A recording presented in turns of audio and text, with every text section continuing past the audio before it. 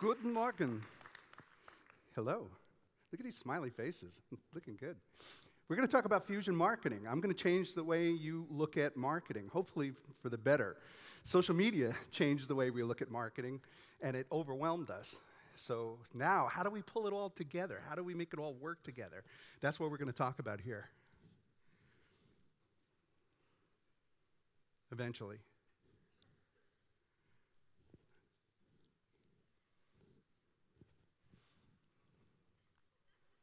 There we go. What you're about to see here is a system of looking at everything that we can do in marketing, whether it's traditional, digital, social, all the different tools that we have available to us. The system that we put together actually has a United States patent pending on it, but I have no intentions of ever enforcing the patent. It's for credibility. So it's kind of, is that how we're going to do it? I blind somebody every time? Green button. There we go. Nice. Okay, in marketing, we're all here because we want to talk about marketing. We all have the same problems. Does anybody face this problem like continuously? We know that half of our advertising isn't working, we just don't know which half. Well, we've heard that throughout our careers. Everybody thinks that it was Ogilvy of Ogilvy and Mathers, but actually it was the famous Lord Leverhulme. That's for tonight's party. You can share that around. Lord Leverhulme. Him and his bro founded Lever Brothers. So he kind of knows about advertising and marketing. And as marketers, it's our responsibility that everything that we do should convert to sales. The second biggest question that we're always faced with is, now that we have social media marketing, digital marketing, and we still have all the traditional that we have to pay attention to, how do we handle it? How do we put it in a way that we can do our marketing on purpose and not by accident? Because it is really overwhelming for us. And then the remaining part is where's the ROI? I'm sure that if you work for a company that your CEO is asked, where's the ROI? Especially when it comes to social media marketing. And if you're working for a client, they're going to want to know where the ROI is. ROI, return on investment. If I put X amount of dollars in up front in my marketing, I expect multiples of that to come back specifically from every single campaign that we do in revenue. Because if you're not generating multiples of what it cost you to do it for that company or client, then you're causing a disservice. You have to get your money back. One of the things that I'm going to say, and like Sebastian forewarned us, is that I'm going to tick off a lot of people. If you're calling yourself a social media expert, you're admitting to the world that you have been left behind. Yeah, you think you're on the cutting edge, but you're not. Social media, yeah, it's totally cool. But unless you understand social media, and you understand digital marketing, and you understand traditional marketing, and you know how to put them completely together, and I'll use the word integrated, but I mean much more than integrated, then you really only understand half of the tools necessary to legitimately call yourself a marketer, because we still have to use all of those tools. The biggest trend in 2013 in the United States was Fortune 500 companies hiring vice presidents of social media marketing. In 2014, the biggest trend in the United States was those vice presidents being fired because there was no ROI, because they were generally in different buildings. You had traditional marketing over here, and you had social media over here. You had the old folks over here, you had the young folks over there, and they weren't working together, and that's why it doesn't work. What I wanted to do, I'm about systems. My background is kind of cutting-edge marketing and technology. I have 18 inventions in the Smithsonian Institution in Washington. I hold 3 patents on three-dimensional internet advertising. So I'm always about how do we create a tool to help us with something that's complicated. So what I did is I created this image that you see behind you right now. By the way, the image in the center is called a starburst. If you're in marketing, you have to know that term, because that's what we use. It's new and improved, 25% off.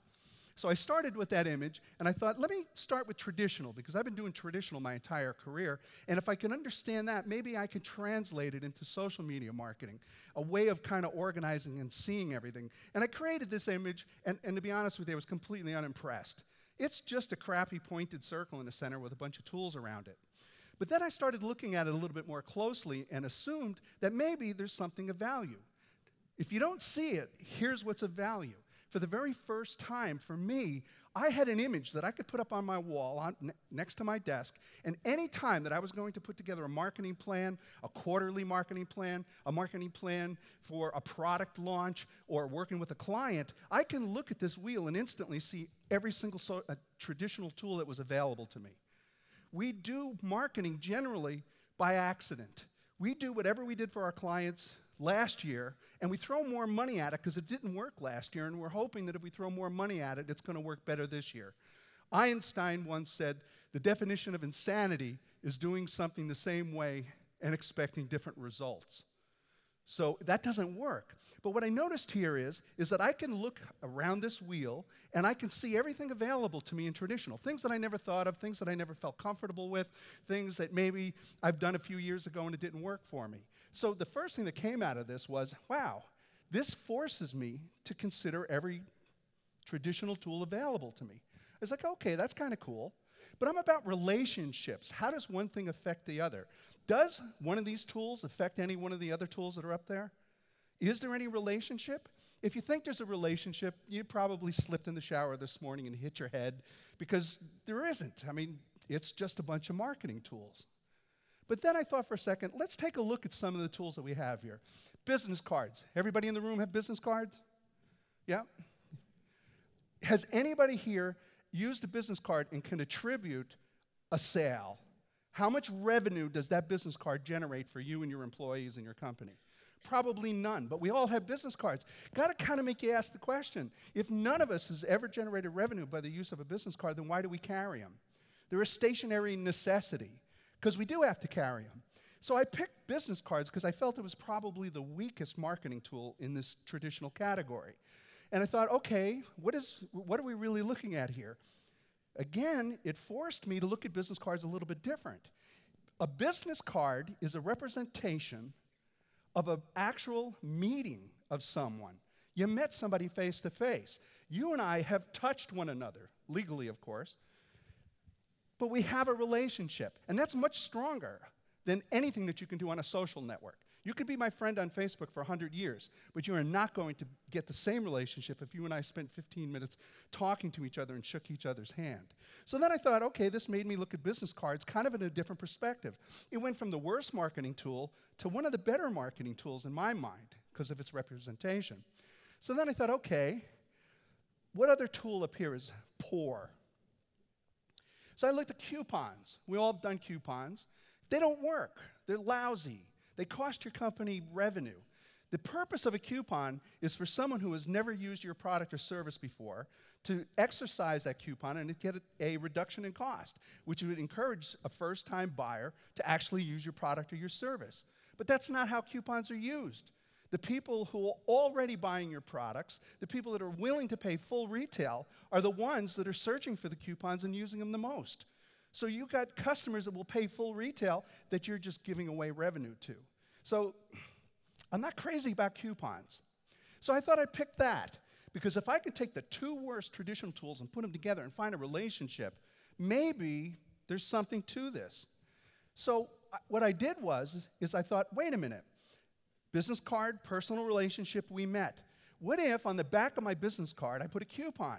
And every time myself or any employee in my company handed out a business card, that was an opportunity for people to actually call us, because if we just met, you probably had never heard about my product or service. So wait a minute, now I'm getting more effective results out of the coupons. But then if it was on the back of my business card, think about the distribution. If every single employee you have is distributing those. Not bad. Then I thought, what if I put a QR barcode on the back of my business card with a video that said, hi, my name is Safko. You and I actually met.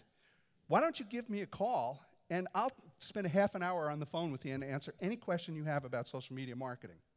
Now, let me ask that question. Do you think that having that on the back of my business card would affect revenue? Well, of course it would, because it would remind that person that we have a physical relationship, we have met before, and by putting that on the back of the barcode, it reminds them to call me, which will increase revenue. So at this point, I realized we have something called fusion. If I can take two of the worst marketing tools I have available to me in traditional marketing, and I can put them together in such a way that they become significantly more effective, Well, wow, isn't that every marketer's dream? To take what you're doing, make it more effective, but not spend a cent more, because I'm already doing business cards, I'm already doing coupons. Then I realized that if I look at this wheel, I can take anything on that wheel and connect it to anything else on that wheel, and it works. You can use one to drive traffic to the other. You can use one to make the other one significantly more effective. And considering that you're already doing both anyway, it doesn't cost any additional money. And I thought, wow, this is really amazing.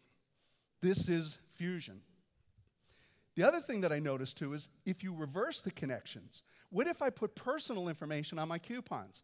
Not your 800 number where some receptionist is going to answer, put the person on hold, tell them they don't know the right person to connect them to, disconnect them 2 or 3 times, and then eventually toss them into a voicemail. Does that encourage business? But that's what we do. Or let's put them into your home page with drop-down menus that don't work on mobile devices, and we know everything is moving to mobile. So why don't we just cut to the chase? Call this number, here's my name, put it on every coupon. You have a personal person that you can call and contact about your that company's products or services. Wow, would that increase the effectiveness of people using coupons? Absolutely. Okay, so you can connect everything with everything, and you can reverse connect it, and every single connection is a hidden opportunity for us, and this is just traditional. So you can imagine being the author of the Social Media Bible, the largest book ever written, #1 on Amazon. I couldn't wait to actually jump in and do the social media wheel. So I put the top 20 categories. Those are the 20 chapters in my book. Those are the major categories inside of social media marketing. And I asked the same questions. I said, what are the 2 worst marketing tools I have available to me in social media? Web pages. Your web page is critical and at the same time completely irrelevant. I'm going to pause for effect. It's critical because you have to do SEO, SEM to get your web page found. You have to be at least in the top 5, if not the top 3 Google SERPs, search engine result page results. Because when your customer's looking for you, that's the only credibility that you have. Once they get to your web page, they don't care what you have to say. What do we say on our homepage? We are the world's leading industry leaders in the world and leading industries throughout the world in leadership. How many people got a mission statement that reads about the same? So customers really don't care. They just need to find it, and then they're going to move on, and they're going to go to Facebook, and they're going to find out people that have actually bought your product or service. They're going to get peer review. So web pages, even though we invest a lot of money in them, once somebody finds them, they don't have any value. So I'm going to pick that. The other one I'm going to pick is a really bad marketing tool, but a great collaboration and education tool, which is Second Life. Everybody familiar with Second Life, the virtual world? Dude, see, I knew you guys are ahead of everybody else. And they're in the front row. You notice the people that sit in the front row, they're always on it. The ones in the back row are the troublemakers, right, in school? Yeah, you, I'm talking about you. So I picked these 2. Second Life is a virtual world. It runs on a thin client. It is a cartoon environment. You get avatars, and instead of blowing people's brains out, you actually meet other people and collaborate. And I teach classes, but I also have an e-commerce presence in Second Life. So I said, wait a minute. On my website, I don't mention anything about Second Life. Second Life has 17 million participants, and I have a relatively large investment in Second Life. But I never mentioned it on my websites. How come? Because I never thought of it. But by using this system, it forced me to think of those connections. So what I did was, on my website, I took a picture of my little avatar. Yeah, that's my cartoon character, 25 years and 25 pounds ago. Hey, it's my avatar. I can make it look the way I want. And I put it on my website. Within 24 hours, I saw a 400% increase in traffic to my Second Life property. I didn't realize how many people that were coming to my website and reading my book were actually into Second Life. I'm doing them both already. There was no additional expense other than the 10 minutes to remind people that I participate. 400% increase. So then I said, well, what if we can reverse this? What if we can look at the reverse on that? I went into Second Life, and there was no mention of me doing keynotes or corporate training, or no mention of me at all. So I put a banner up in my store, because I do e-commerce in there, virtual electronic retailing. I said, go to my e-commerce store, extremedigitalmarketing.com, mention Second Life, and with any purchase, I'll give you a free DVD. 24 hours, I saw a 180% increase in traffic to my e-commerce store. Of course, there's 17 million people in Second Life, but do you think, as long as I could possibly live, that I would even think of putting those together? You wouldn't think of connecting them. I'm doing them already. So then I went around this wheel and I was like, wait a minute, in Facebook, am I driving people to my LinkedIn asking for connections? No. Am I sending out tweets that if you love my 140 characters, you're going to love my email? No. So I didn't think of it. So by using this system here, I was looking at everything that I can do in social and how I could use one tool to significantly increase the effectiveness of another tool. And it was all for free because I'm doing them anyway. And then, of course, there's all of the reverse connections. Now, you know where I'm going to go with this. I'm going to take traditional, digital, and social, and I'm going to put them together in one wheel so I can look at everything. Could you imagine the opportunities that you can find if you put everything together? Top 20 traditional marketing tools, top 20 social tools, put them in one wheel. We got a problem. When you start looking at all the different opportunities that are available to you, it's going to become overwhelming. There is just too much. Now, I'm going to say that again. Opportunities to significantly increase the effectiveness of your marketing without spending any additional money, and I'm apologizing because there's too much opportunity for you to handle. So I realized really quickly, and by the way, that's how many opportunities are there with only 40 connections. Think about that for a second. That's how much you can improve your marketing if you had an unlimited budget and all of the tech support in India, which we don't. So I realized there had to be some way to get it under control. Now, I'm not going to ask you to raise your hands because I'm only going to embarrass you, but if you work for a company, you should know what the cost of customer acquisition is. How much does each individual customer cost your company? Each year, each quarter, each product launch, every single thing that you're doing, cost of customer acquisition. All that means is I spent as a marketing team this amount of money, and I generated this amount of new customers, and those customers generated X amount of revenue. And if you don't know that answer, that's a homework assignment. You've got to go back and find that number. That's the only thing you can measure your effectiveness. Now, don't tell anybody that you got the number because the CEO is going to want to see it, and hiding that number, we call that job security. So what happens is that if you look historically at how much you spent, how many new customers, and how much money you generated, you're going to find out some really astonishing things. Some of the things that there's two types of numbers, but they're both OMG numbers. Oh my gosh, I can't believe I spent that much money and generated nothing for revenue. Or, oh my gosh, that actually worked out pretty well for us. We spent X, we generated X, but shouldn't that be our job as a marketer, to understand what's effective and what's not effective? So we have to start measuring what we do. And with social media at our disposal, we can do that. Because we can take traditional, we could take newspaper and push it through the internet, and we can measure everything. We could take television or radio, anything in traditional, and push it through a barcode. There's ways of doing it. So this is the first time in history of marketing that we have the opportunity to measure everything, both traditional, all three, digital, social, and traditional. Okay, so now I'm going to come up with this really cool set of tools. The best social media tools and deliberately the best traditional tools available to us, because we just went through this process of determining what's working and what's not.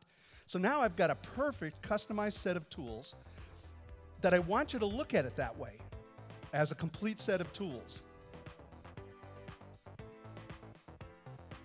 Okay, we're going to skip a slide here because you can also drill down. Take one tool, social networks, put it in the center.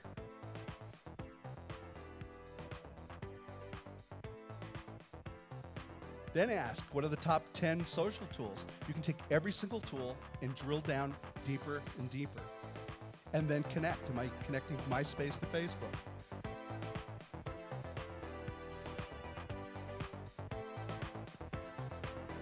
Okay, does that mean I can keep going until you actually pull me off the stage? Okay, I'm going to keep going. Facebook, put it in the middle. What are the top 10 best business practices that we use on Facebook? If Facebook is a tool that you've agreed that you need to use, you need to know what the top 10 business practices are.